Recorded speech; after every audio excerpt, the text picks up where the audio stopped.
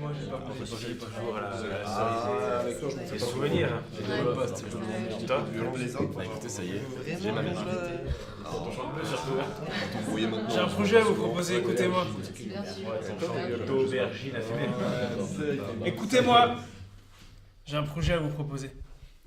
Si on lotit la Cerisée et la terre qui longe la rivière pour y construire des villas, vous n'en tirez pas moins de 25 000 par an de bénéfices. C'est absurde.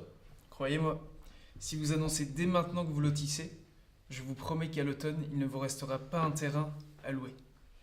En un mot, vous êtes sauvés et je vous en félicite. Il faut juste nettoyer un peu, abattre par exemple les vieilles bâtisses, cette maison-ci qui n'est plus bonne à rien, abattre la cerisée. Abattre la cerisée. Tiré par les cheveux là. C'est pas possible. Pardon mon cher, mais vous n'y entendez rien. S'il y a bien dans notre province quelque chose d'intéressant et de remarquable, c'est notre cerisée. Il n'y a de remarquable dans votre cerisée que son étendue. On ne récolte de cerises que tous les 2 ans et personne ne veut les acheter. Même dans le dictionnaire encyclopédique, il est parlé de cette cerisée. Il n'y a aucune autre issue. Je vous le jure. Aucune. Dans le temps, on faisait sécher les cerises. On les conservait dans le vinaigre, on en faisait confiture. Vous vous souvenez? Ouais. Il arrive même qu'on envoie à Moscou des charrettes entières de cerises sèches. Ça faisait de l'argent.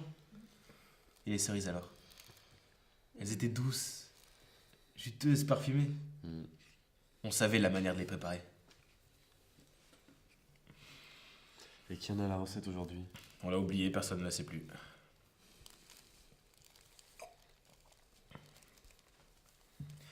Il serait bien d'hériter de quelqu'un.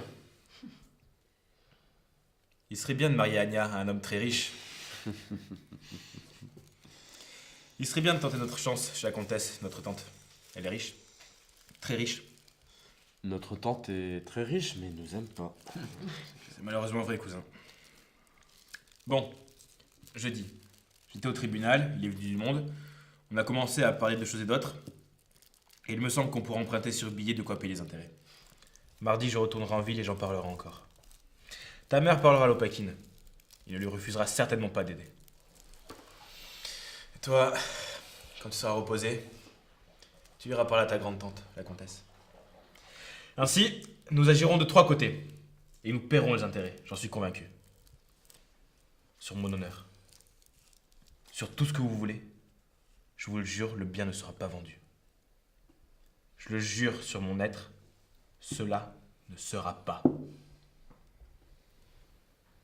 On dit que les très riches d'Eriganov se proposent d'acheter votre bien et qu'il viendra lui-même à la vente. Et d'où tenez-vous cela? On le dit en ville. Si votre tante vous envoie de l'argent comme vous l'espérez, combien vous enverra-t-elle? Tout au plus 10 à 15 000. Ils sont déjà très beaux venant de sa part. Excusez-moi, messieurs, mais je n'ai jamais vu des gens aussi légers, qui comprennent aussi peu les affaires. On vous dit clairement que votre bien va se vendre, et c'est comme si vous ne compreniez pas. Dites-nous ce que nous devons faire alors. Je vous le répète encore. Il faut louer la cerisée et toute votre propriété comme terrain à villa. Et cela tout de suite, maintenant. La vente est imminente. Dès que vous aurez décidé de faire ce que je vous dis, vous aurez autant d'argent que vous voudrez, et vous serez sauvés. Des villas et des locataires de villas. Je trouve ça vulgaire. Je suis entièrement de ton avis. Je n'en peux plus de vous tous. Vous n'êtes que des imbéciles. Voilà ce que vous êtes. Pardon? Ce n'est pas de notre faute. Nous sommes punis d'avoir trop péché. Mais toujours des pétards, hein, c'est Un pas peu de sérieux, possible, messieurs. S'il vous plaît. Il est vrai que nous avons commis tant de fautes, tant de péchés. Quelle faute as-tu commise? On dit que j'ai mangé toute ma fortune en caramel. Alors. Moi, j'ai toujours jeté l'argent par les fenêtres, sans compter.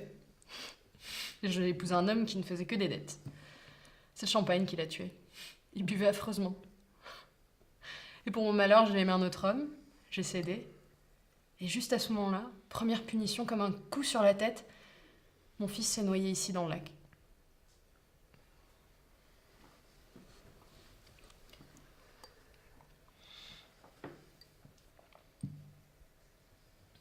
Alors je suis partie à l'étranger pour ne plus voir ce lac. Je fuyais les yeux fermés. J'ai alors acheté une villa près de Menton. L'homme que j'aimais m'y a suivi, puis il est tombé malade. Pendant 3 ans, je me suis épuisée à le soigner. L'an dernier, quand il a fallu vendre la villa pour payer les dettes, je suis partie à Paris. Il a rencontré une autre femme, m'a tout pris, puis il m'a quittée. J'ai voulu m'empoisonner. C'est si bête. Si honteux.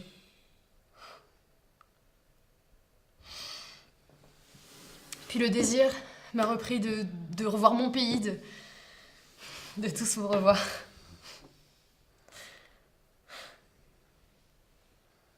J'ai reçu aujourd'hui de Paris un télégramme de cet homme.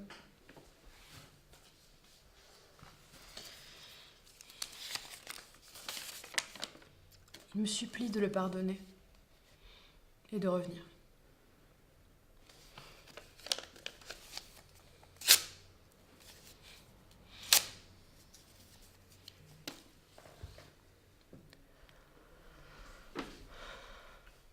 Dis un truc.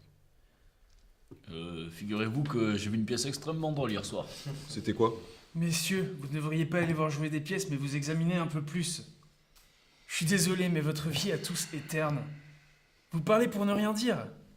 C'est vrai, notre vie est stupide. Mon père était un homme qui ne comprenait rien. Il m'a pas donné d'instructions. Au fond, je suis aussi idiot que lui. Je n'ai rien appris. J'ai une vilaine écriture. J'écris si mal que j'ai honte devant les gens. Un vrai cochon. Est-ce que quelqu'un pourra me prêter sa voiture mardi? La mienne est en panne. Tu veux encore que je te prête ma voiture? Forcément, mais j'en ai besoin, c'est tout. Parlez-moi encore des planètes, Pierre. C'est un vaste sujet, si je commence j'aurai beaucoup de mal à m'arrêter. J'ai toute la soirée.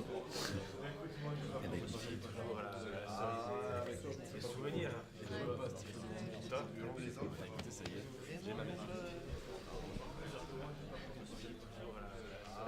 Pierre? Oui? Et si on reprenait la conversation d'hier soir? De quoi parlions-nous déjà? De l'homme fier. Oui. Nous en avons parlé longtemps, mais sans arriver à aucune conclusion sensée. Selon vous, il y a quelque chose de mystique dans l'homme fier. Alors peut-être avez-vous raison, mais à prendre les choses simplement, je pense que la masse de l'humanité est pour majeure partie grossière, inintelligente et profondément malheureuse. Il faut arrêter de s'extasier sur soi-même. Faut travailler. Un point, c'est tout. De toutes les façons, quoi qu'on fasse, il faudra mourir. C'est très possible, mais qu'est-ce que ça signifie mourir? L'homme a un peu plus d'une centaine de sens, et à sa mort, il n'en meurt que 5 que nous connaissions. Les 95 autres restent vivants. Eh bien moi, je suis de votre avis, Pierre. L'humanité progresse et perfectionne ses forces. Tout ce qui aujourd'hui nous dépasse sera un jour intelligible, familier. C'est certain. Peut-être, mais pour en arriver là, il faut aider de toutes nos forces ceux qui cherchent. Ici, il y a encore bien peu de monde qui travaille. La majeure partie des gens ne cherche rien, ne fait rien et n'est même pas encore apte au travail. Ici, on n'y apprend rien. On ne lit rien sérieusement. On ne fait absolument rien.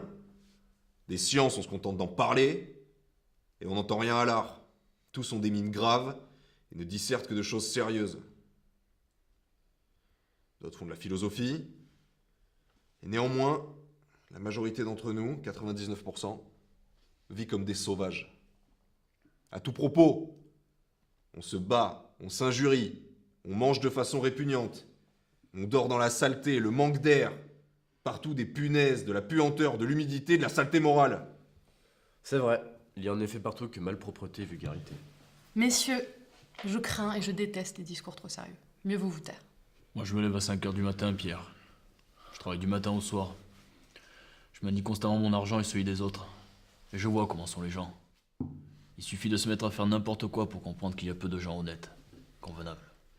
Moi, quand je ne peux pas m'endormir, je pense, Seigneur, tu nous as donné d'immenses forêts, des champs infinis, les horizons les plus vastes, et nous devrions avec tout cela être des géants. Après cette leçon de poésie, finons passions à table. Ne l'oubliez pas, le 22 courant, on vend la cerisée. Pensez-y bien. Pensez-y.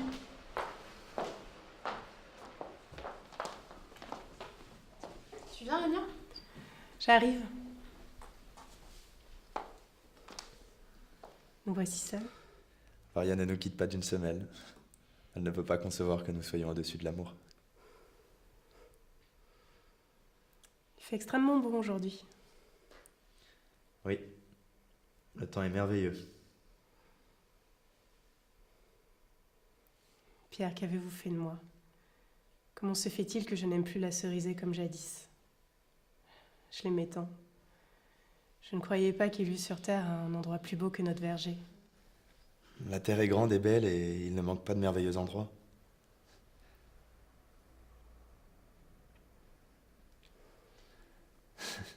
Il n'y a pas à dire, nous avons moins de 200 ans de retard dans ce pays. Nous ne faisons que philosopher, gémir d'ennui ou boire. Il est clair que pour commencer à vivre vraiment, il faut tout d'abord racheter notre passé, en finir avec lui. Et cela ne se peut que par la souffrance, par un labeur inouï, soutenu. Comprenez bien cela, Anya. Notre maison n'est déjà plus à nous depuis longtemps et je la quitterai, je vous le jure. Mon père et sa femme ne veulent pas que je vienne chez vous. Ils disent que chez vous, c'est la bohème. Ils ont peur que je devienne actrice. Mais moi, je me sens attirée vers le lac, comme une mouette. Mon cœur est plein de vous.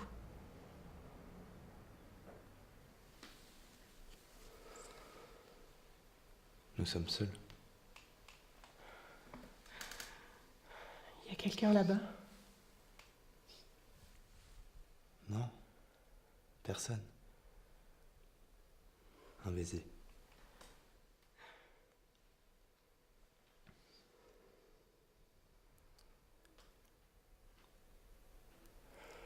Je vous aime.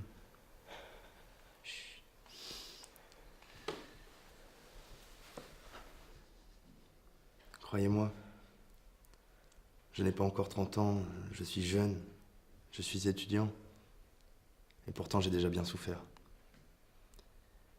Dès que vient l'hiver, je suis affamé, inquiet, malade, pauvre comme un gueux.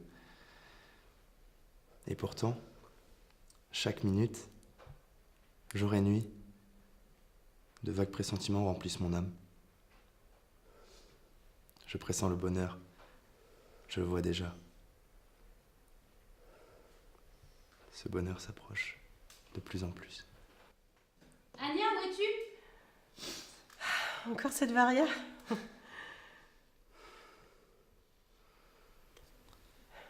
Allons vers le lac, nous y serons bien.